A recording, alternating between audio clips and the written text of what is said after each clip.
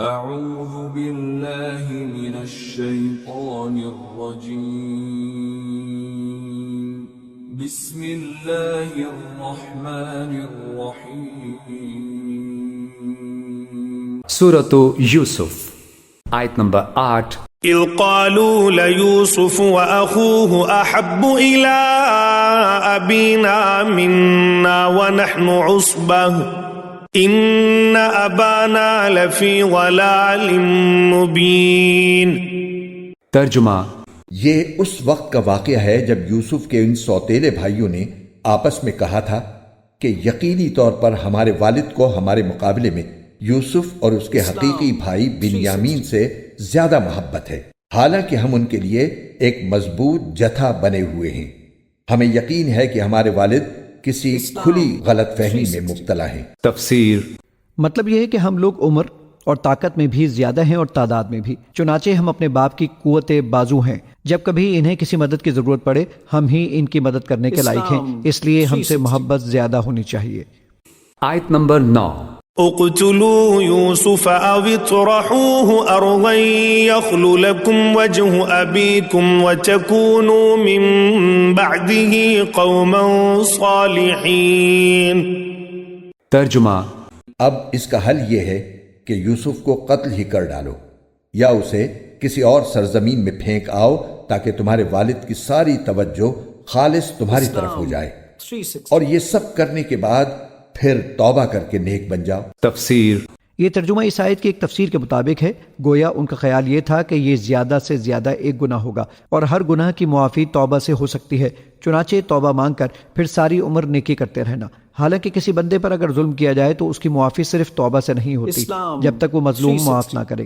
اس جملے کی ایک اور تفسیر بھی ممکن ہے، اور وہ یہ کہ ان کا مطلب یہ نہیں تھا کہ ہم بعد میں نیک بن جائیں گے، بلکہ ان الفاظ کا ترجمہ یہ ہے کہ یہ سب کرنے کے بعد تمہارے سارے کام درست ہو جائیں گے، یعنی والد کی طرف سے کسی امتیازی سلوک کا اندیشہ نہیں رہے گا۔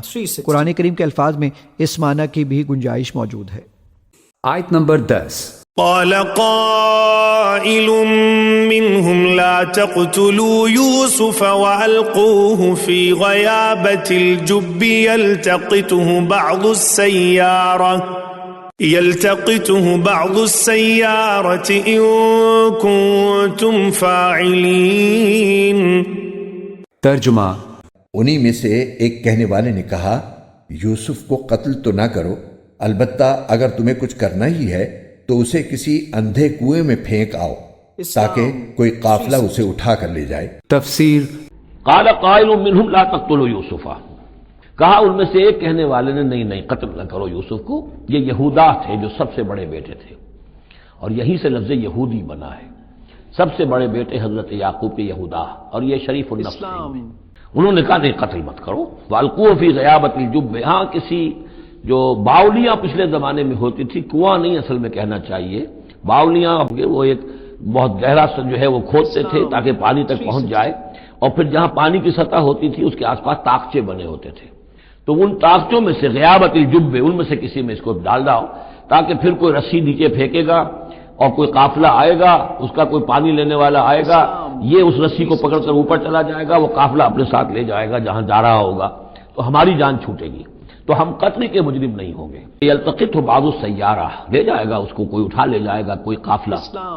ان کنتم فاعلین، اگر تم کرنے ہی والے ہو، یعنی اگر تم تل گئے ہو۔ اب ظاہر بات ہے کہ باقی 9 بھائی اگر تلے ہوئے تھے تو بڑے بھائی کی کچھ بس نہیں گئی، اس نے کہا اچھا کم سے کم یہ کرو، قتل تو نہ کرو، اس کو کسی کنویں کی کسی باولی کے طاقچے کے اندر رکھاؤ۔ آیت نمبر 11 قالوا يا أبانا ما لك لا تأمنا على يوسف وإنا له لناصحون۔ ترجمہ، چنانچہ ان بھائیوں نے اپنے والد سے کہا کہ ابا، یہ آپ کو کیا ہو گیا ہے کہ آپ یوسف کے معاملے میں ہم پر اطمینان نہیں کرتے، حالانکہ اس میں کوئی شک نہیں ہونا چاہیے کہ ہم اس کے پکی خیر خواہ ہیں۔ تفسیر۔ ایسا معلوم ہوتا ہے کہ یوسف علیہ السلام کے بھائی اس سے پہلے بھی انہیں ساتھ لے جانے کی کوشش کر چکے تھے، لیکن حضرت یعقوب علیہ السلام نے منع فرما دیا تھا۔ آیت نمبر 12 ارسلہ معنا غدا يرتع ويلعب وإنا له لحافظون۔ ترجمہ، کل آپ اسے ہمارے ساتھ تفریح کے لیے بھیج دیجئے، تاکہ وہ کھائے پیے اور کچھ کھیل کود لے، اور یقین رکھیے کہ ہم اس کی پوری حفاظت کریں گے۔ تفسیر ارسلہ معنا غدن، کل ذرا ہمارے ساتھ بھیجیے، ہم جا رہے ہیں، شکار کے لیے جا رہے ہیں۔ یرتا یلعب، وہ بھی چرے چگے گا، کھائے پیے گا، درختوں کے اوپر چڑھے گا، کھیلے گا، کودے گا، اور کوئی پھل ول کھائے گا، یرتا جیسے چڑھنا چگنا۔ وَإِنَّا لَهُ لَحَافِظُونَ، ہم اس کی حفاظت کرنے والے ہیں۔ آیت نمبر 13۔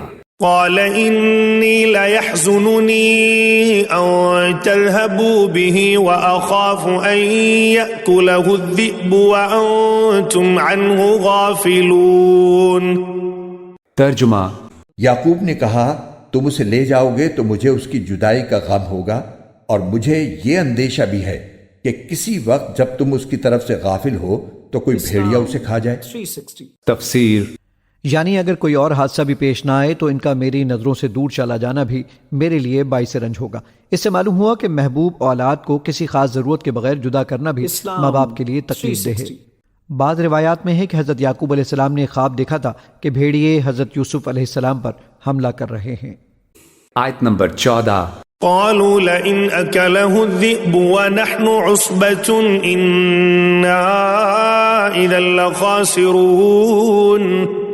ترجمہ، وہ بولے ہم ایک مضبوط جتھے کی شکل میں ہیں، اگر پھر بھی بھیڑیا اسے کھا جائے تو ہم تو بالکل ہی گئے گزرے ہوئے۔ تفسیر قالوا لئن أكله الذئب ونحن عصبة إنا إذا لخاسرون۔ ابا جان کیا بات کر رہے ہیں؟ اگر اسے بھیڑیا کھا جائے جبکہ ہم ایک جوان گروہ ہیں، ہم 10 آدمی ہیں، ہماری پوری ٹیم ہے، جماعت ہے، تو پھر تو ہم تو بڑے نکمے لوگ ہوئے، بڑے خسارے والے لوگ ہوئے۔ آیت نمبر 15۔ فلما ذهبوا به وأجمعوا أن يجعلوه في غيابة الجب وأوحينا إليه لتنبئنهم بأمرهم هذا وهم لا يشعرون۔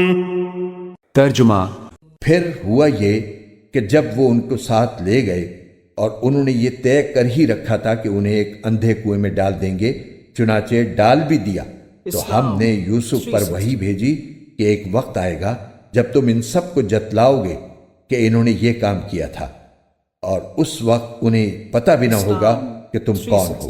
تفسیر حضرت یوسف علیہ السلام اس وقت بچے تھے، روایات میں ان کی عمر 7 سال بتائی گئی ہے، اس لیے یہ وحی نبوت کی وحی نہیں تھی، بلکہ یہ اس قسم کی وحی تھی جیسی قرآن کریم نے حضرت موسیٰ علیہ السلام کی والدہ یا حضرت مریم علیہ السلام کے لیے بیان فرمائی ہے، جس کا حاصل یہ ہے کہ اللہ تعالیٰ نے حضرت یوسف علیہ السلام کو کسی ذریعے سے یہ بتا دیا کہ گھبراؤ نہیں، ایک وقت آنے والا ہے کہ یہ لوگ تمہارے آگے جھکیں گے اور تم انہیں ان کی ساری حرکتوں کے بارے میں انہیں اس وقت سب کچھ جتلا دو گے جب یہ تمہیں پہچانتے بھی نہیں ہوں گے۔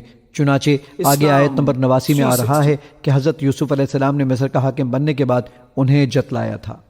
آیت نمبر 16۔ وجاءوا أباهم عشاء يبكون۔ ترجمہ، اور رات کو وہ سب اپنے باپ کے پاس روتے ہوئے پہنچ گئے۔ تفسیر وجاؤ اباہم عشاء یبکون، شام کو وہ آ گئے روتے ہوئے اپنے ابا جان کے پاس، حضرت یعقوب کے پاس۔ آیت نمبر 17۔ قالوا يا أبانا إنا ذهبنا نستبق وتركنا يوسف عند متاعنا فأكله الذئب وما أنت بمؤمن لنا ولو كنا صادقين۔